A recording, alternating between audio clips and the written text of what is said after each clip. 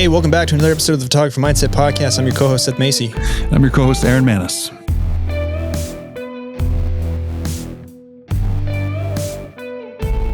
Well, guys, welcome to the show. I have a question for you right off the bat. I had a friend who gave me this little interesting item. I think it's hilarious. And I wanted to pose this question for you. It's a ticket to the moon. I don't know if you can see that on YouTube. Yeah, it's a little ticket to the moon. And the gag is, if you had one of these to give out, who would you send to the moon? And it can't be political. I was immediately going to go political. Not be political for the listeners' sake. Man, who would I send to the moon? And you get this little ticket right here, and you just. And it's a one-way ticket. It's a punishment, right? Yeah, I mean, it's essentially a nice way of saying they're vamos from Earth. They're still alive, and they're maybe just chill on a moon colony or something. But it's a one-way ticket. Oh, I got one. Okay. This will start with the story and segue into why they're going to the moon. But I had a wedding guest one time who was a husband of a bridesmaid in the wedding party, threatened to kill me. He thought I was hitting on his wife, but she's in the wedding party. I got to take her picture. And after a quick chat we had as we were walking away from the bridesmaid suite, he mumbles something, mother effer, and I excuse me, how can I help you? You heard what I said, stay away from my wife, or I'm gonna go to my car, I'm gonna get my gun, and I'm gonna shoot you. And so that I had to deal with that on a wedding day. I've never had somebody threaten my life, and that's when I knew I think I need to get out of weddings. So yeah, that guy. That is how you open a show. That's how you open a show. It's a beautiful segment because, of course, you kind of transitioned from wedding photography to commercial photographer. Thanks for that great setup. But first, Justin, we got to hear from Aaron on the ticket to the moon, and then we'll get into that. That guy too. Oh, nice. Lottery. Oh, you know what? Fuck that guy. Me too. Three-way I feel supported. Yeah. That's I don't know. Yeah, he's going.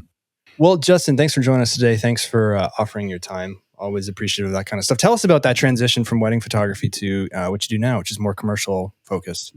Well, I think about 5-6 years ago, I started to notice a downturn in booking weddings, and I felt a shift in my motivation and what kind of work I wanted to be doing.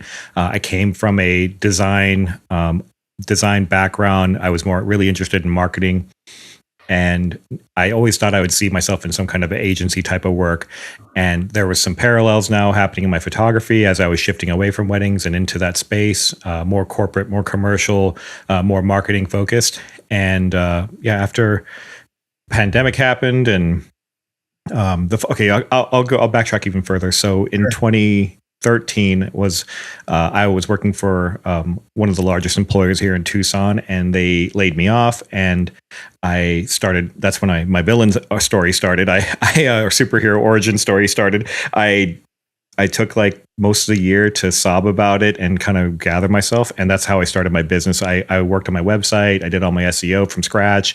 And by January 2014, I was #1 organic search result for Tucson wedding photographer. And I just started booking. So I really hit the ground running in my first year of business.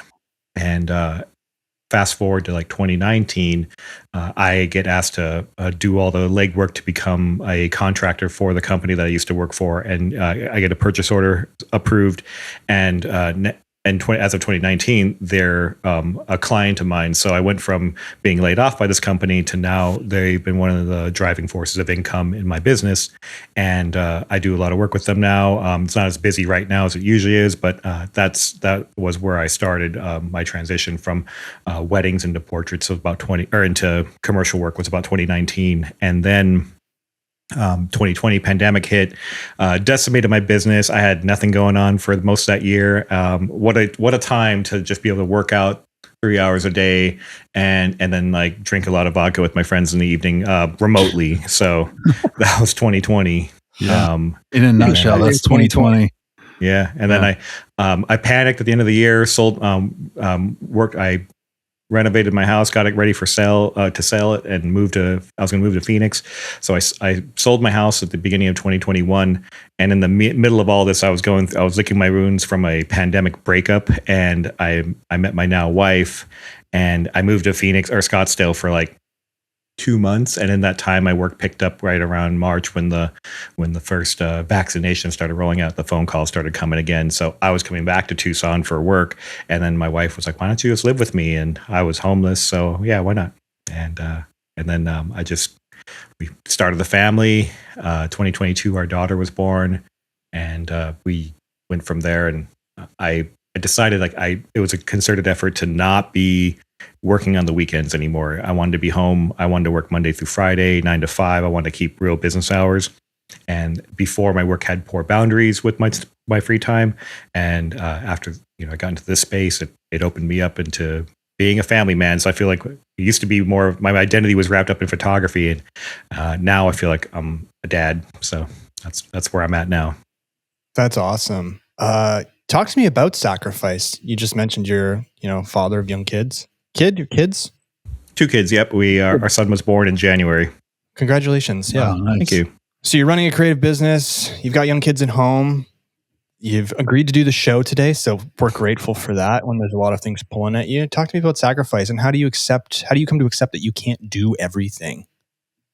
Yeah, that's a big theme right now. So I kind of feel like today that I was going to get to really share maybe a cautionary story, because Sure. I'm undergoing a complete revamping of what I know as a creative professional, how my role as a parent is affecting all of that. And then not to get political, but the current economy and landscape is affecting my ability to produce, which hasn't happened since the pandemic. That's the only time it really affected me previously.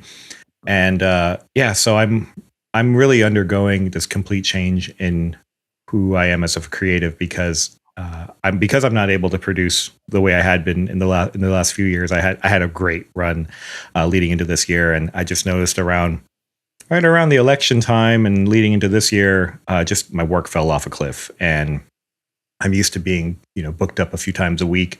Now it's maybe a few times a month. And my wife returns to work in June, coming off maternity leave, and I had a realization that I don't think that we can manage all of our childcare costs and and the timing of everything. It was not going to work out. So I'm going to step up and take over on primary care, childcare duties for our children while she returns to work through summer. And then my daughter starts preschool in August, and I'll be dropping her off then. And it'll be me and our infant son. And the goal is to get him in the daycare once he's walking. So hopefully we get those legs moving. And then it's going to be a complete shift of how I work right now. I have to say, like, the biggest sacrifice is the biggest sacrifice is my identity as a creative. I'm kind of professional. I'm unable to tend to the work in the way that I want to. My time is split differently. I prioritize spending time with my kids and my wife more than I do my work. I've had to really put things aside. And then if I can make it happen, it's in these very short spurts. Right now we've got like part-time childcare. Normally we have full-time care. It might be like we have a nanny for 4 hours today or tomorrow, and I can get in front of that computer for like an hour and a half. It's so hard to kickstart your process, to be organized, to be focused, and get productive work done when your window is so small. And it's never undistracted time. Like I have to go, if I hear a baby crying or a toddler crying, I got to go help out. Like that's where my I guess my parental guilt comes into play. Like I just can't leave my wife hanging on a lot of that stuff. And we're navigating that whole scene. And then,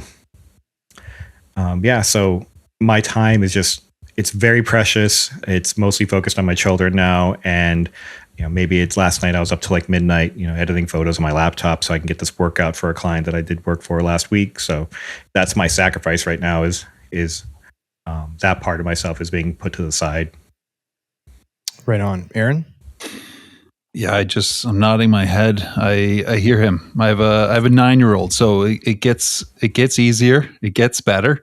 And not that it's not great and it's just different, but it is absolutely a life changer. And anyone that goes into it thinking it's like it's going to be cake and a breeze, it will challenge you to the nth degree. Your relationship, your relationship with yourself, your expectations of yourself, your whole thought of how it would go gets turned upside down, and you have to recreate that whole process where, you know, maybe you could, before kids, stay up till midnight and then sleep until 10. Okay, well, if you stay up to midnight now, you're still getting up at 6 because they're crying, or 5 because they're crying, or 3 in the morning because they're upset and need food. Like, it is it's a complete game changer. And to understand that and roll with the punches and try to get through this time with, I mean, I can't imagine 2 young ones at the same time. One was enough. But yeah, to get through it is just like that. And I'm smiling at I could hear the transitions and the new you being born. And Seth knows, dealing with me and my schedule, it's like, where are the windows, man? You know, like, and that's when we try to just be as efficient as possible. Or editing happens when I can for 3 days straight. And it's weird stints. And it's like, all right, I got 20 minutes, but I know my process usually would take an hour to get a nice coffee going, sit down, start editing for a couple hours. But now it's like, I have 20 minutes. I could probably knock out 3 edits, and that's 3 closer to the end. And then I'll come back in a few hours after work and then do a few more. Like, it just becomes a grind that you get used to a bit.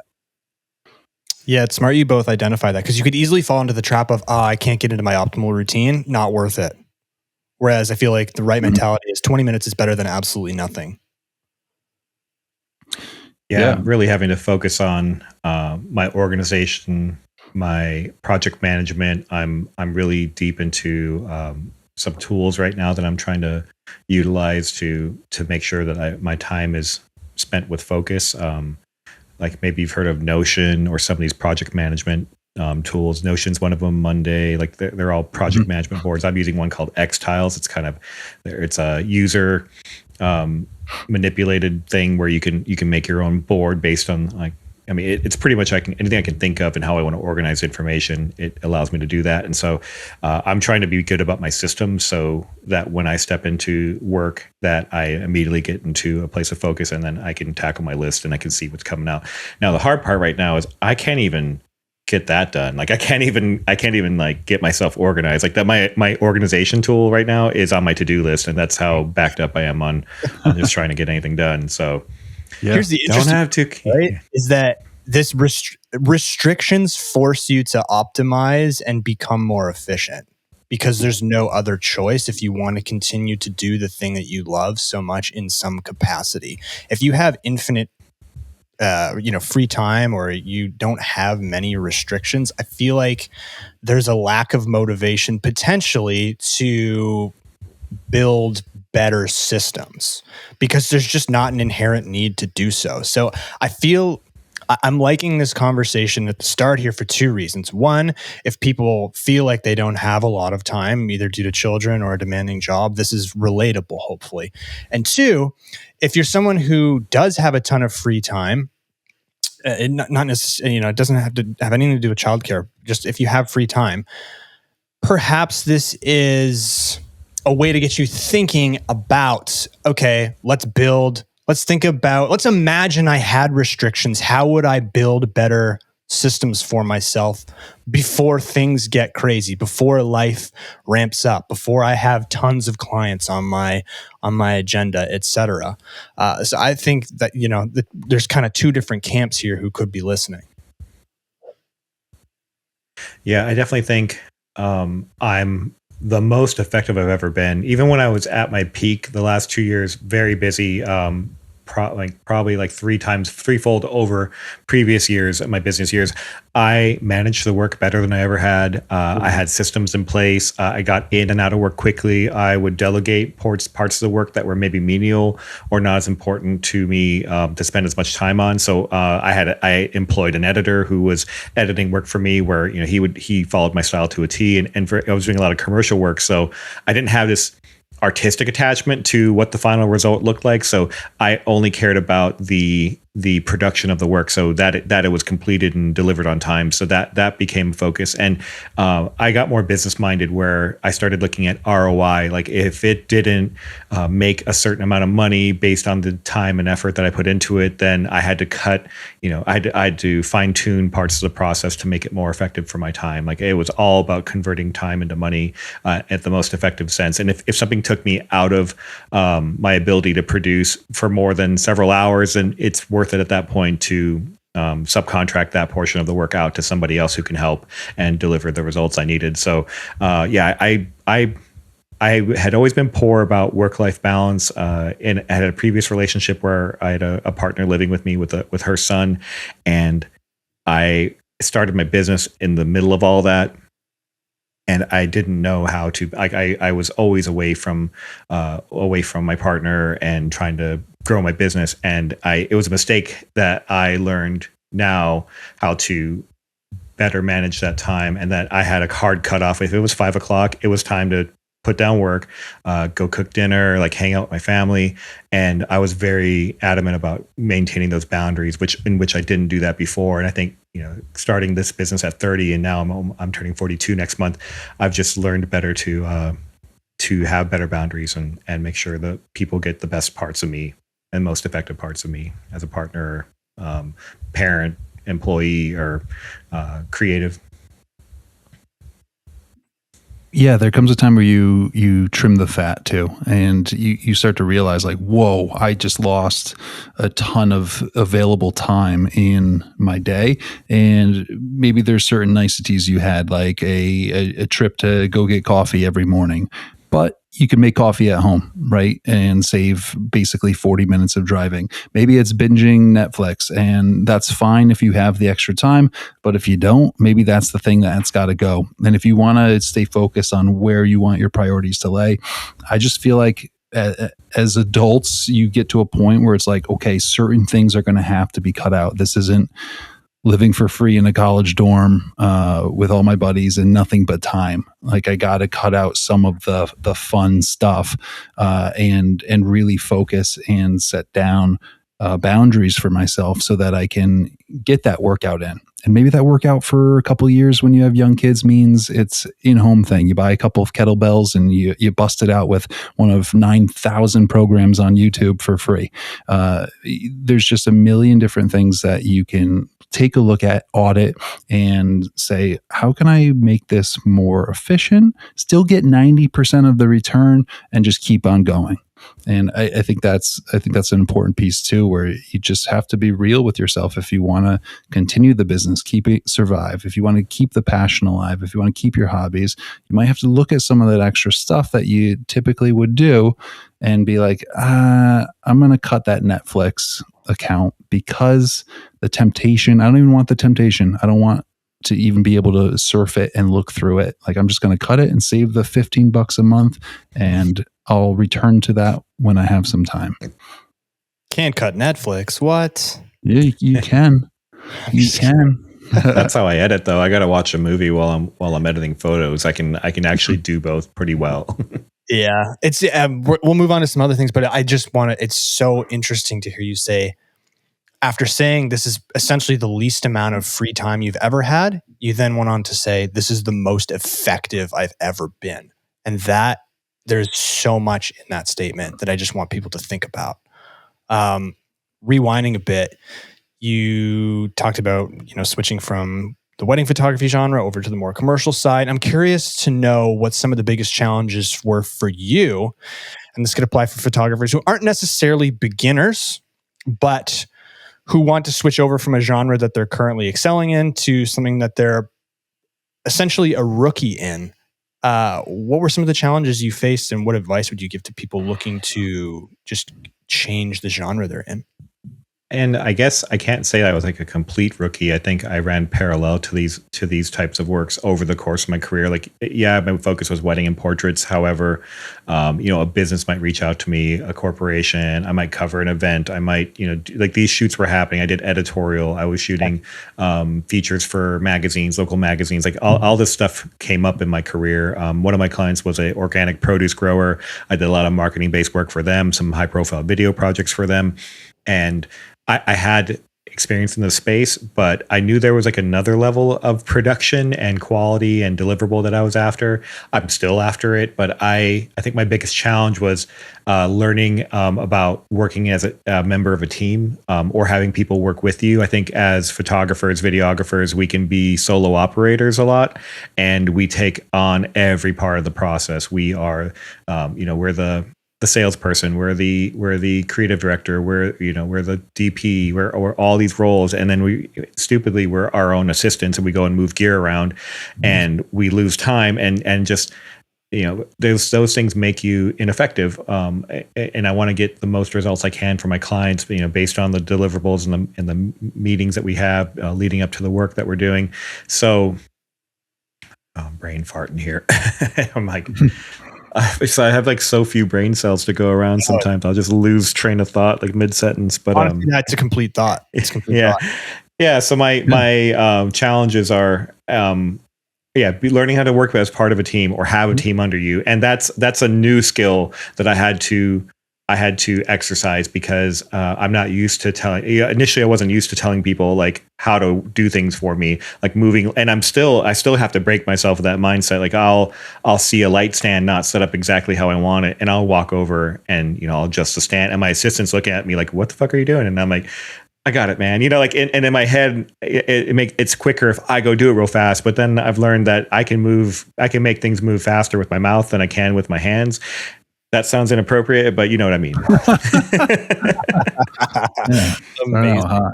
No, but in that one time, you could do it faster, right? But if you teach that person, this is why I'm doing it, I like it this way, and multiply that by 10, now you've saved time.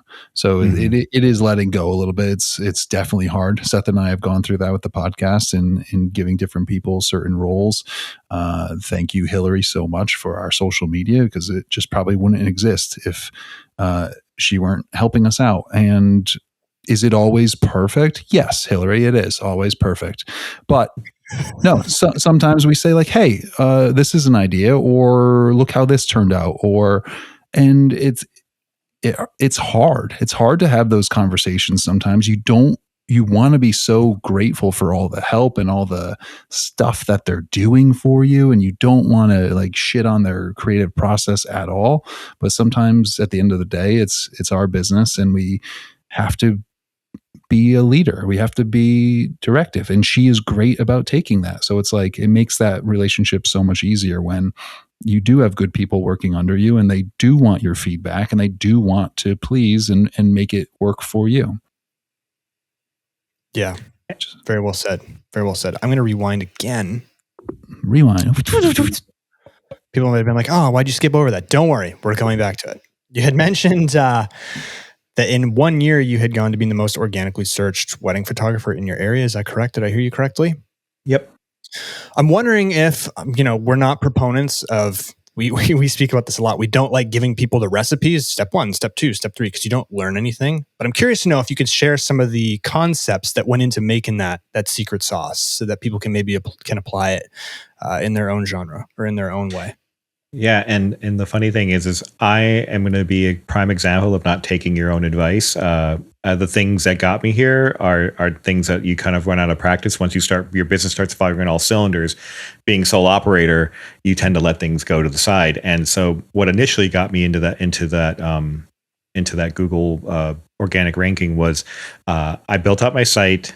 I uploaded photos. I followed all the SEO recommended best practices. I named files based on where I wanted them to rank. So it might say Tucson _wedding _photographer _ the name of the venue. I was very specific about geographically naming things based on where they were in town. So if I wanted my photos to rank on a wedding venue, I would make a blog post about that wedding that was at that venue. I would make sure the wedding venue was in the file names of the images. I would blog organically and make sure that I mentioned as a Tucson wedding photographer photographing at XYZ venue, and then you hot link all of your vendor team. So if I make sure that on my intake form that I have all the entire vendor team and their socials or websites, so that way, and then you're asking your bride and groom to do it at that point, because they on their intake they're doing that. and then I use that to make a blog post, and then I would populate multiple blog posts. I was blogging like crazy because I was just drinking Jameson and blogging. Like that was 2013 was video games, crying, blogging, Jameson. Like that was in that order. Jesus. And I think I got like 30 plus blog posts from just using work that I'd been doing, because I'd been doing this as a side hustle for, I started full time in 2013, 2014. So I've been shooting since like 2004. So I had a decade of work going on. And if you'd asked me then, like early in my career, do you think you'll ever do this full time? Like, I never saw it. I thought I was going to be doing my full-time corporate gig, and that this would always be a dream, and I wouldn't be able to like make this happen. I don't know that I would have just quit my job and done this. And I wasn't even making that much money. Like this was back when, $15 an hour was good pay. I bought a house with $15 an hour starting in that part of my career. And so I never envisioned this for myself. So fear is a great motivator, losing my job, and then what minimal severance they gave me. And then I tapped into like what paltry 401k I had already saved into. There wasn't much. So I floated myself through the year, and it was just hit the ground running on the web stuff. And I had some weddings already booked. But yeah, so the practice was, to blog and be consistent and write keyword, organically mention everything in your keywords. And now, you've got chat GPT. So like if I blog post now, there's some bit of chat GPT, because it kind of takes away some of the need for me to fill in all these mundane details about things. But I absolutely will go in and tweak it now and make sure that my voice is still heard in the writing. But before I was blogging everything by hand. Mm-hmm. And that is where I started to climb all the rankings, and I was very tapped into Google Analytics. I was site crawling, building a site map and having Google crawl my site almost daily every time I did a blog post. So I was just really keyed into the algorithm, and unfortunately that's changed a bit now. So every new rollout to the algorithm, they seem to change and hinder certain things, and there's just a lot of it's kind of nonsense to see how it makes everything very SEO forward instead of content forward, which makes me it's driven to drive SEO. And that's why, like, anytime you Google a freaking a recipe, you got to get a whole like blog about my history with chicken Alfredo, and my grandma used to make chicken, and then you get through like 10 pages of type, and there's a fucking recipe. So thank God for the jump to recipe button. Yes, exactly. I use it all the time, but this jump to recipe with an arrow. That's a great idea. That might be provocative. Maybe not the arrow. Just jump to recipe. Mm-hmm. I like that. That should be the name of someone's blog. It should be. I'm going to make a food blog, and it's going to be called Jump to Recipe. Already, I'll be suing you. I got another. I actually have 2 tickets, so 2 tickets. That's out. Unless you want to go there. I don't know. Aaron, do you want to jump in before I keep going? Yeah. I'm just listening and enjoying. It is, I guess my question is, I always feel this or think about this. You mentioned being in corporate and talking about the dream, and then switching. Is the dream as dreamy as it was dreamt, or I think it's important for people to hear, like, there's a reality to doing this full time. There's different fears. There's things you didn't account for. I feel like, not you specifically, but in general, there's things you don't account for, such as freaking COVID, things like that, where it's like, wow, no one was imagining this, and this completely crippled my business for an entire year. And getting through those things, like, what have you learned along the way that if you could start over pre 2020, pre that crash, pre maybe right now, market crash and those sorts of things, what have you learned if you could start over to say, like, oh, damn it, like, I would do this differently? Yeah, I think now I look around at my client list. I look at some of the biggest drivers of my business, and personally, I'm not happy because I don't feel like the work aligns with my altruism and code of ethics, so to speak. And I wish I could clean that up a bit. And so I recently had an epiphany hearing someone speak about this at an event that I'm connected to a creative community locally, and we do monthly events. And his speech really made me realize, like, I can work with the kinds of brands and companies and people who align with who I feel like I am as a person, and I don't have to necessarily sell out, so to speak, for forever. Like, like some of my clients,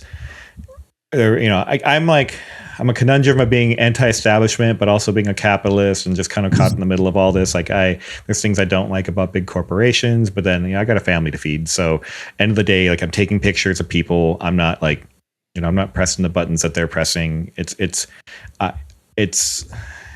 hard to reconcile those two, and I have to compartmentalize it. However, in an ideal world, I would only work for companies that align with my how I feel about the world. And I think there's a Venn diagram of where those two worlds collide and intersect. And if it's out there for me, I feel like I'm going to find it. And because I'm retooling right now, I'm licking my wounds a bit, but while I'm, spending more time with my family, my mind is constantly on what's next for me. Like, how am I going to like enter the next phase of my career? Because at this point, I've had multiple careers in photography in the last 21 years. And I know that there's always going to be something out there for me in photography, because I don't know what I would be doing if I wasn't doing this. I think I have skills that would take me into other spaces, but at the core of it all, like, I'm a photographer, I'm a problem solver, and I'm a communicator. So I think there's going to be space for me in this field for a long time, as long as I can focus on where my interests lie. I do think that's a good question to ask yourself, though. I think about this regularly. If some entity came down from the heavens and pointed a wand at me, and for whatever reason I could no longer take a good photograph or be creative, like, what else? Maybe not be creative, but I couldn't be a photographer. What would I do? And this is just, you're obviously different than me. I don't know if you agree with this, but like, I try to make sure my identity isn't entirely wrapped up in, I've said this a lot on the show, that my identity isn't entirely wrapped up in I'm a photographer, or I am this, I am that, solely because if that ever gets ripped away from you, I feel like you're in the abyss, for less of a better term. What do you think about that concept of over-identifying? It's me. That's probably, that was probably me from 2014 to 2022 when my daughter was born. I feel like I'm a photographer. My interest is photography. My hobbies is photography. My work is photography. Everything I did, I came up in the education space. So like, even like, I wanted to talk to other photographers, and COVID was a major correction of that for me, because I was confronted with like losing my identity, and now I was forced to like, well, when I'm not doing photography, who am I? Exactly. And now there's so much time of me not doing photography, and I do have for the first time in this career, I have interest outside of photography. Somehow I always come back to photography, though. Like, it intersects, and I weave it into my interests. But that's because like photography is a passport to experience and connection. So like, if it's my language, so if I can, speak my language and weave it into my hobbies and my interests, I'm going to find a way to do that, because there's always overlap in that space. So yeah, I actually have hobbies now, and my identity now is father, or I'm leaning into that. And photography is now, in my whole life up until now, like, photography was like my main love. Like, that was my number one love. It's been photography. And now I've got 3 people in my house now that I love more than photography, and I'm just trying to like hang on to photography, and it's along for the ride. But now it's fatherhood and being a husband are taking the lead. Maybe it's not so much hanging on to it, it's in a different basket, and it's something you can always return to. It's a familiar friend. Yeah, and there's only a certain percentage of dads that get to stay home and be the primary caretaker. And I think that is like, when you look back at it all, like, holy, like, what a blessing, and like, what an opportunity to be able to do that.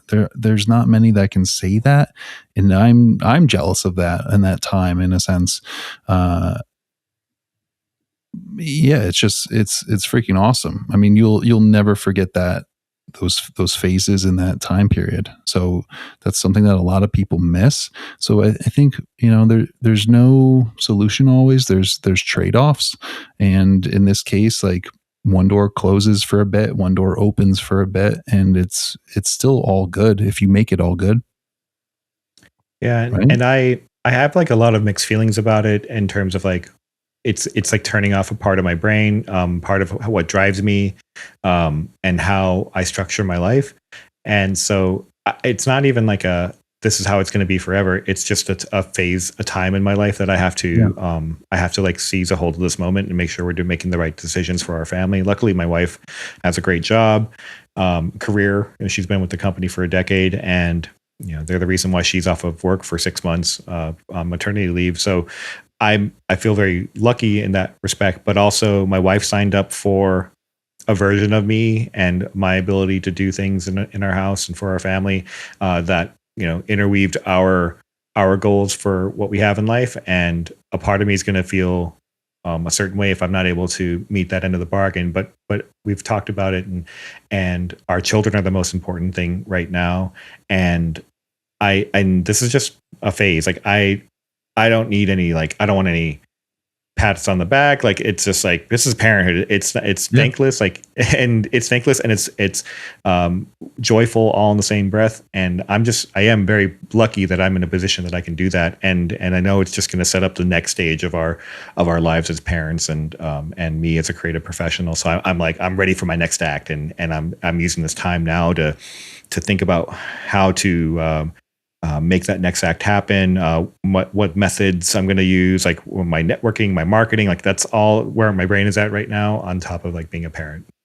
When do you carve out time? Probably you don't consciously do it or diligently say, okay, I'm going to think about this stuff you just mentioned right now. But is there a moment when you're letting your brain have these thoughts of how you're going to do things? I know for me, it's on walks or it's in the shower. How do these kind of mini brainstorm sessions, for lack of a better term, come to be, and what do they sort of look like inside your head? Yeah, I think it just happens. It's happenstance. It happens. Maybe I'm doing dishes, or maybe I'm going for a run, or I've got doing something with my kids, and I'm trying to be present. But of course, like, my mind will go places. So I think it's pretty sporadic. I think there's an overreaching goal of like where I want to work. I've got a game plan of how I'm going to make connections and move into those spaces and be adjacent to them and be seen by people that I want the profile of my work to be visible. Like, I've got plans. Social media plays a part of that. Being involved in the creative community that I am a part of now is a part of that. So there's like a big plan. And maybe if I could get my damn vision board done, and I can like work on my project board and start to like detail all these little tasks that I have for myself, like it'll help me formulate the mission here and get a better sense of like what's next. But yeah, my brain's like not far from those thoughts. It might be like earlier I was laying with my daughter in bed trying to get her down for a nap, and brain is there. So it's usually on or close to being on. That's good. It's good when your brain is on. Keep it on. In terms of you just mentioned the photography community you're a part of. Do you feel giving back to the photography community, whether that's through talks, in-person meetups, or whether it's through social media, do you find that it's a necessity in existing in this industry, or for you, does it simply just fulfill you? Is it a necessity? I don't think so, because every time I think like, oh yeah, being involved in the photography community has given me so much, which is a true statement. Then I think about like every now and then I bump into a photographer I've never heard of in my town, who's had a successful career for 20 years, and I've never seen their work and never heard of them. And they've, done this whole thing.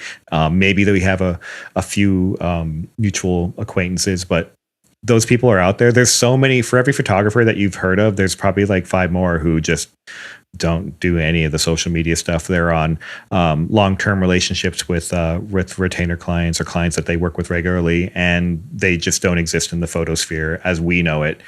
They're out there. So is it necessary? Not necessarily, but Does it help? Yeah, I think so. I run a photo community on Facebook. We're like 4,500 members strong and over 10 years now. And my group's grown little by little over the years. And it's gotten so big now that I actually deleted Facebook from my phone and blocked it from my browser. So I'm barely in the group, and the group thrives on its own. It's friendly.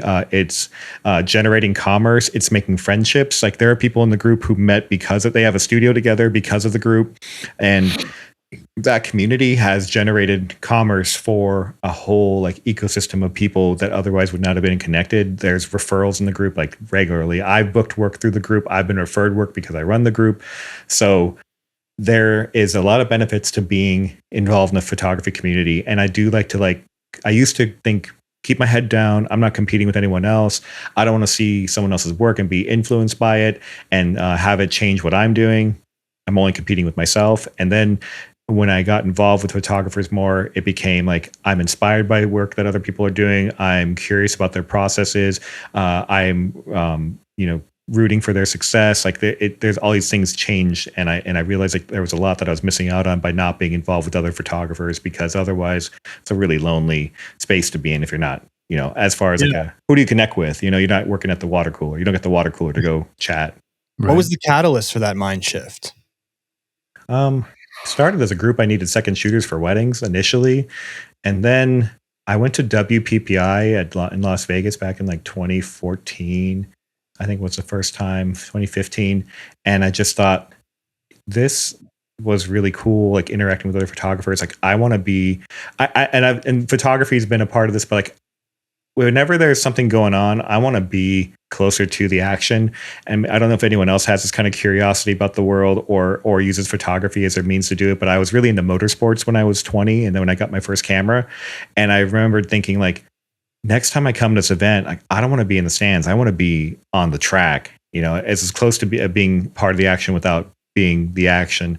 And photography has done that for me in so many phases of my life. And I finally hacked the photography industry as a thing to get behind. And so now, being involved with Tamron, we got there, we got into that space. It's like a peer behind the curtain. Like, I don't want to just use this camera. I want to see how the lenses are made. Like, I want to see that side of the industry. And through community, through connection, it's been a big peer behind the curtain, so I can see how the sausage is made.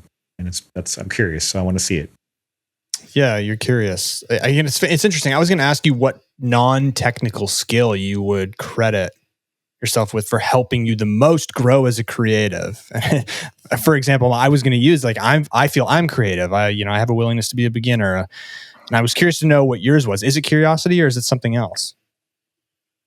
What's my skill? Non-technical skill. I think I have this innate ability to get people to open up to me in a way that they normally wouldn't with others, and that's more than just photography. It's friendships, it's personal connection. I've had people literally tell me, I've never told anybody that. I don't know why I told you. And so I think I harbor safe space for people to feel not judged and to be themselves. And there's moments in my photography career where I feel like that I was able to give that space to people and then photograph them in a vulnerable state and then show them who I saw on camera.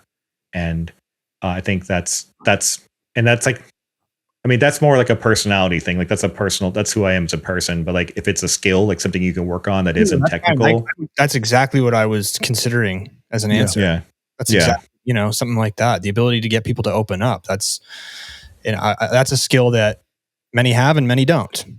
And that is quite useful, I imagine. And it's funny because I'm not a deeply empathetic person.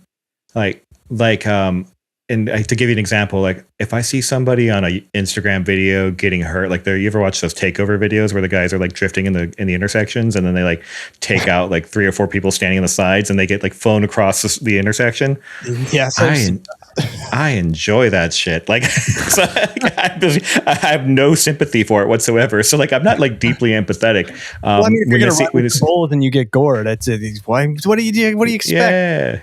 But I don't know. I feel like I care about the world. I care about people and their safety, and that everybody's needs are met. But then it's like I don't dwell on it a lot, and sometimes I feel kind of cold about it. So I'm like, I don't know how I harbor safe space for people to be vulnerable, and meanwhile I'm like, I don't care how people feel.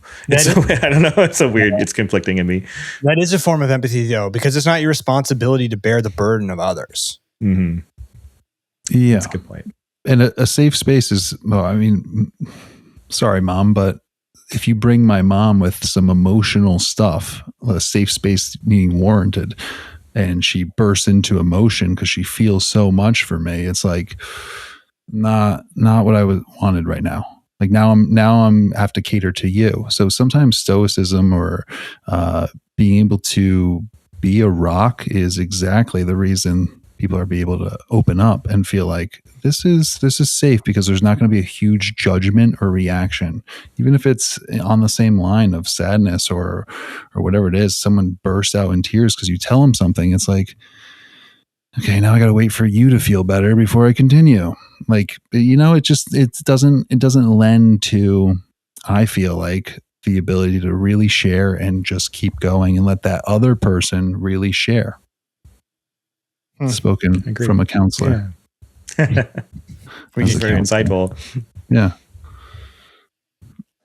So, Seth mentioned you do podcasting yourself. My buddy Rob Hall and I, we had a podcast, and I say we had, but it's like we never officially put a pin in it. But it's called High ISO, and it's a photography and business life podcast. We hit like 40 some episodes. We had some great guests on.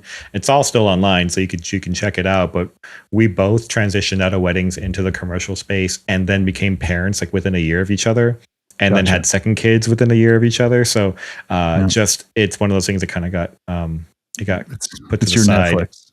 Yeah, I'd love to pick it back up again. I love the format. I'd love to like lift more voices up and get more people on the podcast, but I feel like it hasn't been officially canceled. If we wanted to pick it back up again, we could. But yeah, it was fun. I enjoy the space. Cool. I was just curious. Well, Justin, I think it's been a pleasure having you on today. I think that was a really good conversation. Packed into 45 minutes. Efficient with less time. Yep, that's what right. Was the order of things during 2019? It was Cry, Jameson, Blog. That was 2014. Yeah, Cry. 2013. Cry, Jameson, Blog. Play video games. Yeah. The photographer mindset does not promote drinking Jameson and vodka to. It's like the drug commercial. Side effects may include a successful photography career. Yeah. Man, we appreciate your time today. It was really insightful. And get back to your kids. Go be dad. Go fill that basket. Oh, my daughter's still sleeping. I'm going to be in front of this computer until I hear my name cried out. There you go. Go do your thing then. I'll still cherish that time. That's all for today, guys. Thanks so much. Take care.